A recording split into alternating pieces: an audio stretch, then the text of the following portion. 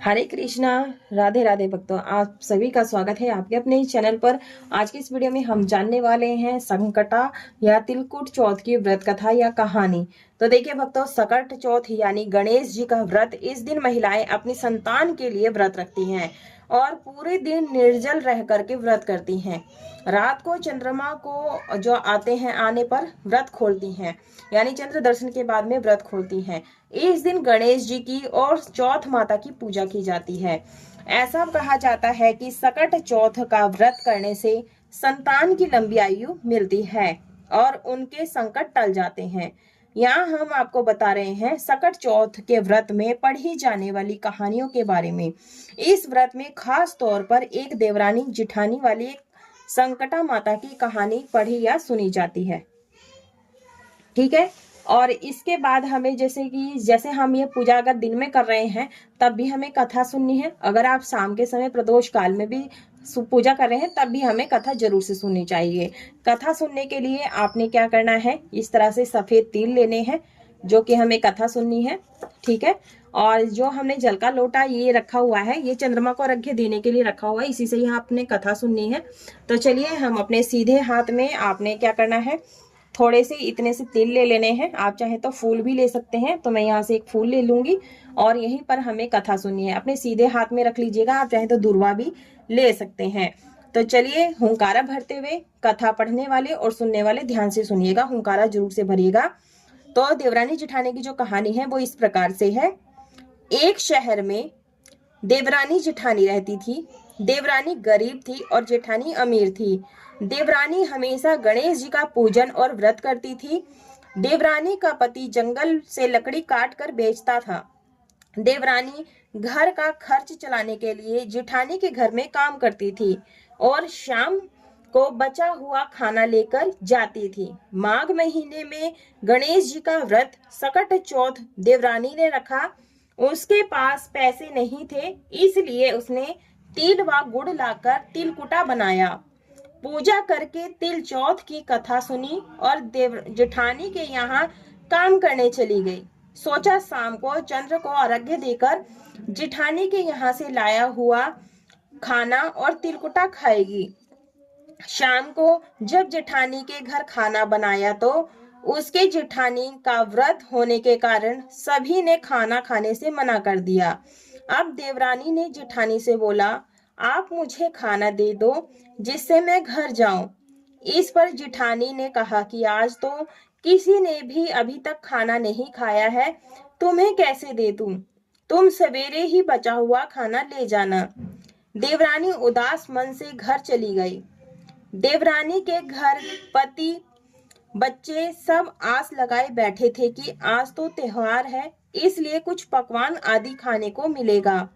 लेकिन जब बच्चों को पता चला कि आज तो रोटी भी नहीं मिलेगी तो बच्चे रोने लगे। उसका पति भी बहुत क्रोधित हो गया और कहने लगा कि दिन भर काम करने के बाद भी वह 2 रोटियां नहीं ला सकती। वह बेचारी गणेश जी को याद करती हुई रोते रोते पानी पीकर सो गई। उस दिन सकट माता बुढ़िया माता का रूप धरकर देवरानी के सपने में आई और कहने लगी, सो रही है या जाग रही है? वह बोली, कुछ सो रहे हैं कुछ जाग रहे हैं। बुढ़िया बोली, भूख लगी है, खाने के लिए कुछ दे। देवरानी बोली, क्या दूं?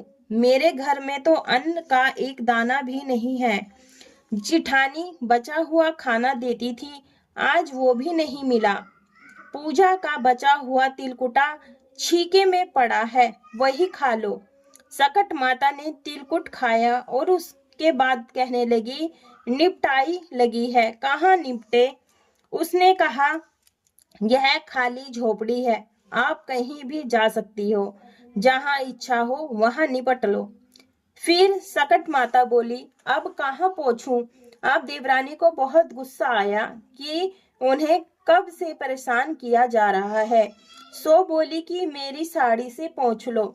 देवरानी जब सुबह उठी तो यह देखकर हैरान रह गई कि पूरा घर हीरो और मोतियों से जगमगा उठा है। उस दिन देवरानी जिठानी के काम करने नहीं गई। जिठानी ने कुछ दूर जो है कुछ देर तो राह देखी, फिर बच्चों को देवरानी को बुलाने को भेज दिया। जेठानी ने सोचा कल खाना नहीं दिया था, इसलिए शायद देवरानी बुरा मान गई होगी। बच्चे बुलाने गए। देवरानी ने कहा कि बेटा बहुत दिन तेरी माँ के यहाँ काम कर लिया है। बच्चों ने घर जाकर माँ से कहा कि चाची का पूरा घर हीरो और मोतियों से जगमगा उठा है। जेठानी दौड़कर देवरानी के पास आई और पूछा कि यह सब कैसे हो गया। देवरानी ने उसके साथ जो हुआ वो सब कह डाला। उसने भी वैसा ही करने की सोची। उसने भी सकट चौथ के दिन तिलकुट बनाया। रात को सकट माता उसके सपने में आई और बोली भूख लगी है, मैं क्या खाऊं। जेठानी ने कहा कि आपके लिए छीके में रखा है फल और मेवे भी रखे हैं, जो चाहे खा लो। सकट माता बोली अब निपटना है, कहाँ निपटे। जेठानी बोली मेरे इस महल में कहीं भी निपट लो। फिर उन्होंने बोला कि अब पहुंचू कहाँ। जेठानी बोली कहीं भी पहुंच लो। सुबह जब जेठानी उठी तो घर में बदबू गंदगी के अलावा कुछ नहीं था। हे सकट माता, जैसे आपने देवरानी पर कृपा की वैसे सब पर करना। बोलिए सकट माता की जय, गणेश भगवान की जय। इसके बाद में हमें गणेश भगवान की कहानी भी सुननी है। एक बुढ़िया थी, वह बहुत गरीब और दृष्टिहीन थी। उसके एक बेटा और बहू थे। वह बुढ़िया सदैव गणेश जी की पूजा किया करती थी।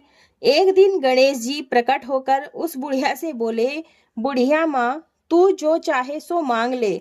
बुढ़िया बोली, मुझसे तो मांगना नहीं आता है, कैसे और क्या मांगू। तब गणेश जी बोले, अपने बहू और बेटे से पूछ कर मांग ले। तब बुढ़िया ने अपने बेटे से कहा, गणेश जी कहते हैं तू कुछ मांग ले, बता मैं क्या मांगू। पुत्र ने कहा, माँ तू धन मांग ले। बहू से पूछा तो बहू ने कहा, नाती मांग ले। तब बुढ़िया ने सोचा कि ये तो अपने अपने मतलब की बात कह रहे हैं। अतः उस बुढ़िया ने पड़ोसिनों से पूछा तो उन्होंने कहा, बुढ़िया तू तो थोड़े दिन जिएगी, क्यों तू धन मांगे और क्यों नाती मांगे। तू तो अपनी आंखों की रोशनी मांग ले, जिससे तेरी जिंदगी आराम से कट जाए।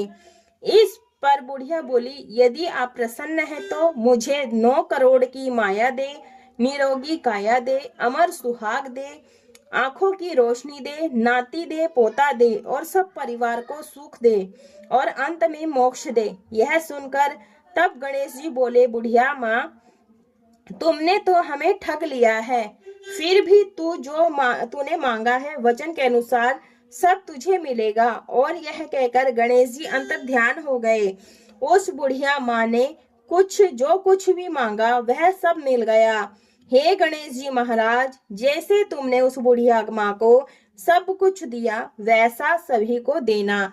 बोलिए गणेश भगवान की जय। हुंकारा भरने वाले भक्तों की जय। कथा संपूर्ण हुई। कथा संपूर्ण होने के बाद में जो आपने अपने हाथ में थोड़े से तिल और पुष्प लिए हैं, ये आपने जल के लोटे में डाल देने हैं, ठीक है। और ये बाकी भगवान के चरणों में छोड़ देना है। क्षमा प्रार्थना मांग लेना है। पूजा में रही कोई भी गलती हो गई हो तो क्षमा कीजिएगा, और पूजा में कोई कहानी में त्रुटि हो गई हो तो उसके लिए भी गलती क्षमा कीजिएगा। ऐसी प्रार्थना करनी है। उसके बाद में जो हमने जल का लोटा लिया था कथा सुनने के लिए, या आपने चंद्रमा को अर्घ्य देना है, यानी तारों को अर्घ्य देना है। अर्घ्य कैसे दिया जाएगा इसकी वीडियो आपको अलग से मिल जाएगी, क्योंकि ये ऑलरेडी वीडियो बहुत लंबा हो चुका है। तो तारों की पूजा कैसे कीजिए, चंद्रमा की कैसे पूजा करनी है, वो सारी आपको अलग से वीडियो मिल जाएगी। लिंक आपको डिस्क्रिप्शन में मिल जाएगा। गणेश चतुर्थी कब है और पूजा का शुभ मुहूर्त कब है, वो आपको डिस्क्रिप्शन में मिल जाएगा। और ये कथा की वीडियो आपको कैसी लगी कमेंट में जरूर बताइएगा। अगर वीडियो पसंद आई है तो वीडियो को लाइक कीजिएगा, शेयर कीजिएगा। चैनल पर नए हैं चैनल को सब्सक्राइब जरूर कर लीजिएगा।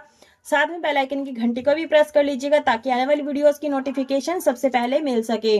पूरा वीडियो देखने के लिए आप सभी का बहुत बहुत धन्यवाद। कमेंट बॉक्स में गणेश भगवान की जय अवश्य रूप से लिखिएगा। आप सभी को सकट चौथ की हार्दिक शुभकामनाएं।